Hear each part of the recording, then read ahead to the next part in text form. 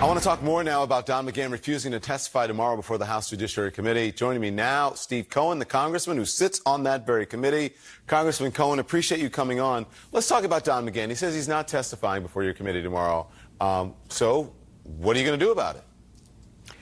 Well, I suspect we'll have some type of a contempt citation, which has been disdained by the Trump administration, and they basically thumb their nose to us when we do it. I've inquired about the opportunity of doing inherent contempt, which is stronger, but counsel thinks that that takes too much time. It would go on forever and be challenged because it's a rather novel and little used process. But I say you throw the book at them. And I also think you probably need to start impeachment inquiries. At a minimum, an impeachment inquiry, which has a lot of support in the Judiciary Committee members, if not outright impeachment. I mean, the fact is this man has violated so many sections of our Constitution. He's run roughshod over the Constitution, and he's disdainful of the American public and the rule of law. And he's engaged in a serious cover-up, a cover-up not known since Richard Nixon. And for the House to sit there and take it is wrong. If the Senate doesn't convict him, so be it. The Senate members will have to live with the history and the mark that it will put on them. Okay, so I get they're arguing though at the White House that McGahn has constitutional immunity. The legal opinion from the Justice Department says, in part, that Congress may not compel the president's senior advisors to testify about their official duties. What do you say to that, Representative? Well, first of all, you can't believe anything out of the Justice Department anymore. Barr is a hired gun. He's not an attorney general. And he lied to the Congress. And he's done whatever Trump wanted him to do, talking about collusion when a lawyer would talk about conspiracy. And he talked about it over and over. He's tried to step on the Mueller report and trash it and destroy it and purloin the public's opinion about it so that it didn't have the effect which it should have. And if you read the Mueller report, which I have, it basically is a roadmap to impeachment and says the man obstructed justice. And that Mueller couldn't say that because he's a man of rectitude and refuses to put him on the spot where he can't defend himself. But he did say that there are congressional ways that this could be brought up and he could defend himself there. It's clear that Barr was doing whatever it took politically to help Trump. What we ought to do is go after him with everything we've got to defend the Constitution and the American public. This is a lawless administration.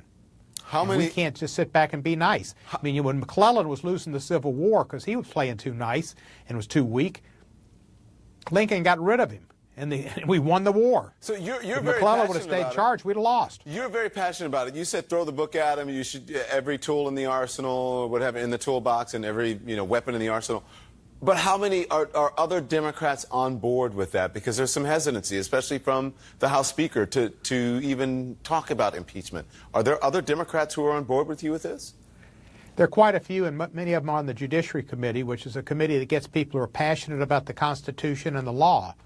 The Judiciary Committee on both sides gets people that are pretty much in safe districts generally, although we've got some frontliners, but people who are passionate about the issues that are sometimes fiery issues, whether it's choice, whether it's human rights, whether it's impeachment.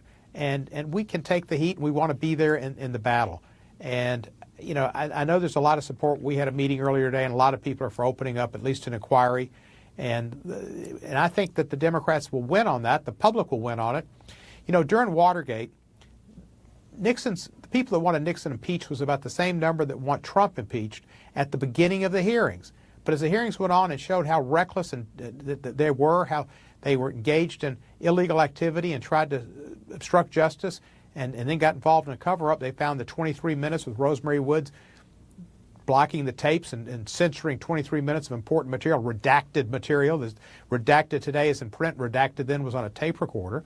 Then the public's mood changed, and it went from being 19%, which is where it is now, to being 58, 59, 60% in favor of getting rid of Nixon. If the public knows just what Trump did, which makes Nixon look like a choir boy, it'll go up to 60% too. We need to have hearings to let the public know what the Mueller report said and how lawless this administration is. Well, Representative Cohen, Chairman Nadler says that your committee is going to convene tomorrow as planned. I mean, you took fire earlier this month when the Attorney General didn't show up. Do you plan to handle this differently this time? Well, I believe that the chairman will make a statement as he did the last time. The chairman's statement last time was strong. It reiterated our position of the committee that we want to respect the law, respect the rule of law, stand up for democracy, and protect our Constitution. And I think he'll do the same thing tomorrow. I hope he talks about contempt, but I don't have any plans tomorrow except to be there and listen and support my chairman. Representative Cohen, thanks for coming on. We'll see you back soon. Thank you. Really appreciate it. You're welcome, Don.